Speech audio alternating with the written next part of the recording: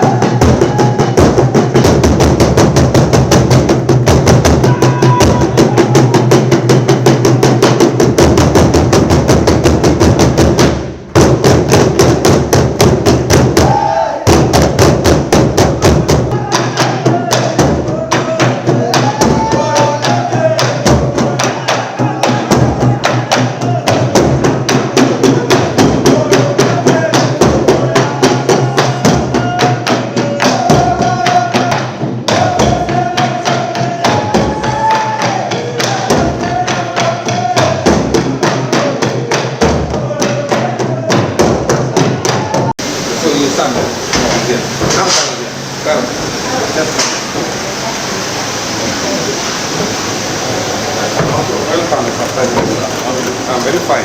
Karibu. UNHCR High Commission. Very strong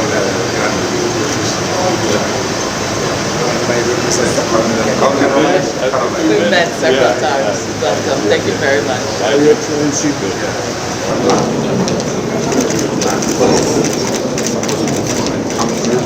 All right.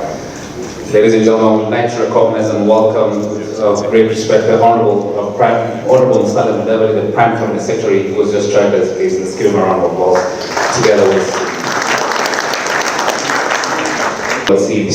Dictionary, and also honored to have the World Bank Group Acting Country Director, Madam Ragni Dalal.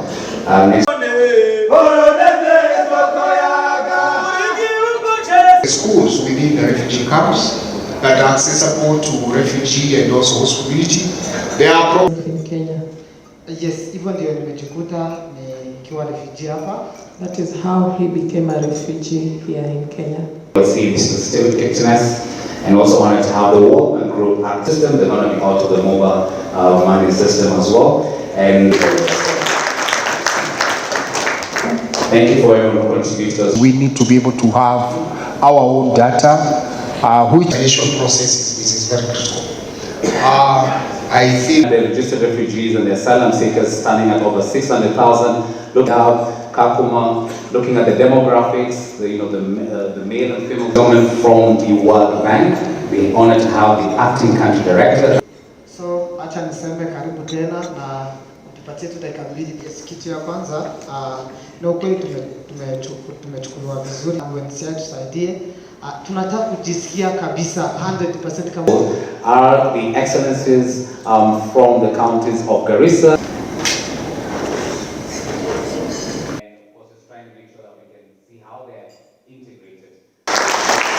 Joined us here today. We'll begin in protocol on problems of refugees in Africa and embracing Shirika Plan, the Marshall Plan. The Marshall Plan looks at easing the.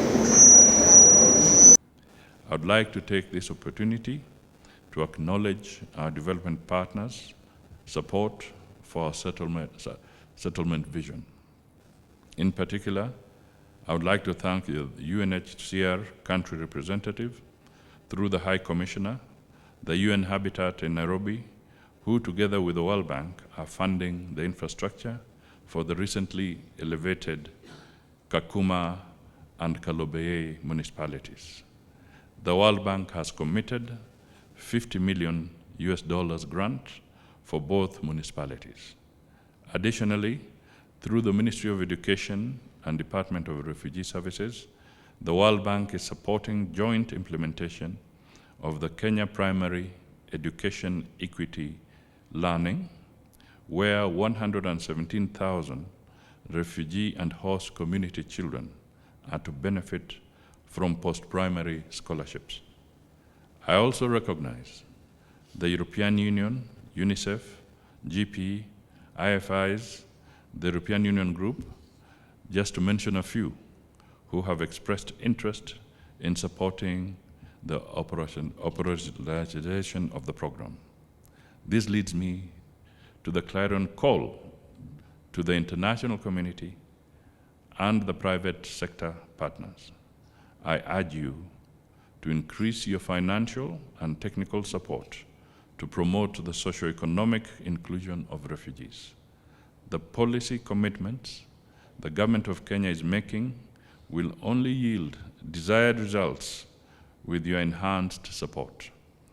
Building the necessary self-reliance and resilience for refugees and host communities obliges us to dedicate more financial and material investments that the government alone cannot meet. I therefore urge you to match proclamations with the necessary support to make durable and sustainable solutions of integrated settlements a reality. Be part of this transformation. Make your contribution to the Shirika Plan. Kenya has been a robust participant in the preparation and adoption of regional agreements on refugee management. Among these, a New York Declaration, which came up with a comprehensive refugee response framework, CRRF, to cost share the burden of hosting refugees on host countries. In 2022, Kenya developed its comprehensive refugee response framework, known as the SHARE, not the political share. Subsequently, the Refugee Act number 10 of 2021 was enacted. Kenya has made several strides in the domestication of the CRRF in terms of education, health, and social protection. Kenya currently is managing refugees through encampment policy, where refugees reside in camps. We have 2 camps, namely Kakuma and Dadaab, as you have heard.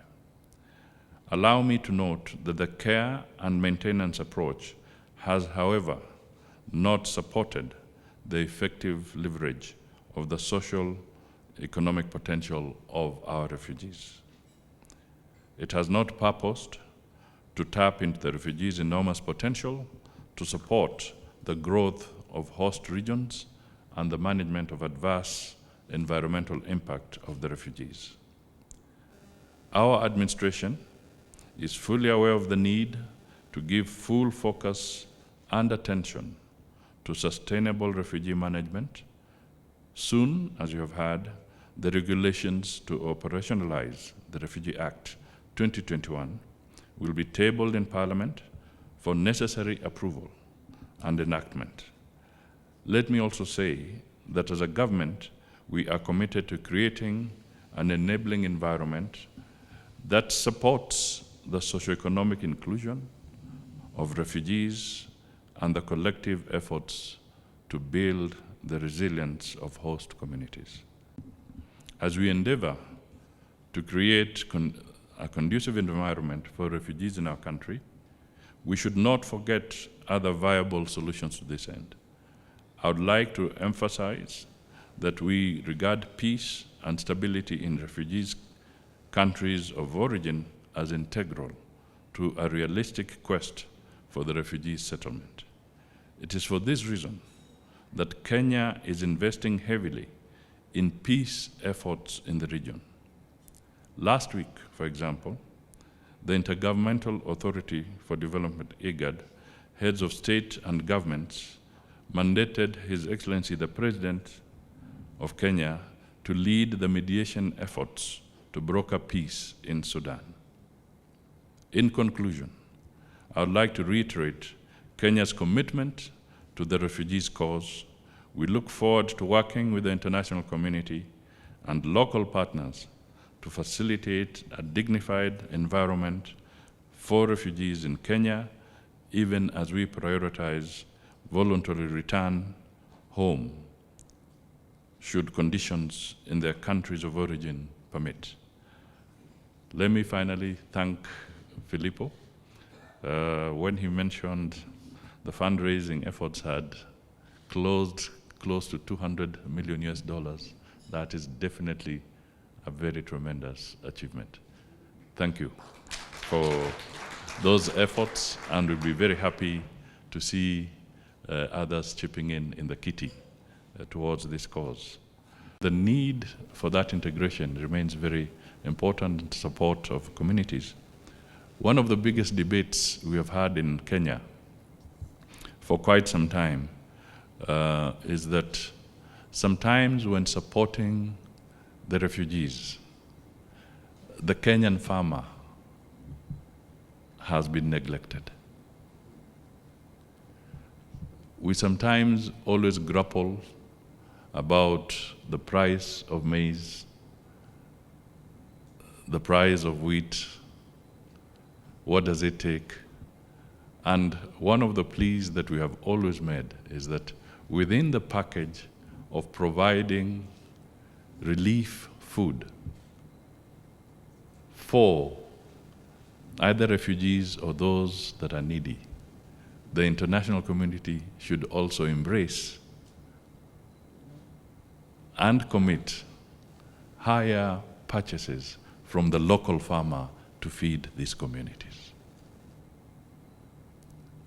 It is sometimes tragic when we see that the farmer in Kenya is struggling to sell his maize or her maize, but we are steadily importing all the grain to feed these refugee camps from elsewhere. So the support goes to another farmer, but it does not come to the host farmer. So within the framework of your reorganization, I also pitch now for the Kenyan farmer, so that when you're supplying that relief support, please think of how you can increase the offtake from the Kenyan farmer. Last year, the government regazetted the Ifo2 and Kambio camps. The registration of members of the Somali community has consequently commenced. Recently, we have reopened our border with the Republic of Somalia and established 3 border points to serve as entry points. These will not only serve business, trade, and tourism interests, but also genuine asylum seekers. It is important to recognize the global shift in refugee management. Host countries are increasingly turning into settlements for refugees. This approach has 2 aims: to reduce reliance on humanitarian help from host governments and other humanitarian agencies, and to make refugees self-reliant and important players in the growth of host countries' economies. Kenya cannot afford to be an exception to this trend. I wish to reiterate the commitment of the government to transform refugee camps into integrated settlements. By promoting the socio-economic inclusion of refugees, we are collectively preparing them for the eventual voluntary repatriation to their home countries. In 2022, the government developed the Shirika Plan to provide the relevant policy and implementation roadmap. This is part of the reason why we are here today. The plan will ensure that host communities in Turkana and Garissa benefit from additional development support. It will also promote peaceful coexistence between refugees and host communities and save host centers from turning into ghost towns when refugees eventually leave. Socioeconomic inclusion is therefore a win-win proposition for everyone. Over the years, the government has endeavored to ensure that refugees participate in nation building. To this end, both national and county governments hosting refugees have incorporated refugees in their development policies and strategic plans. The Kalo Beye Integrated Socioeconomic Development Plan in Turkana and the Garissa Integrated Socioeconomic Development Plan that factor in the social, economic inclusion of refugees are good examples. I understand that the county government of Nairobi has fully embraced refugees in its current 5-year development plan.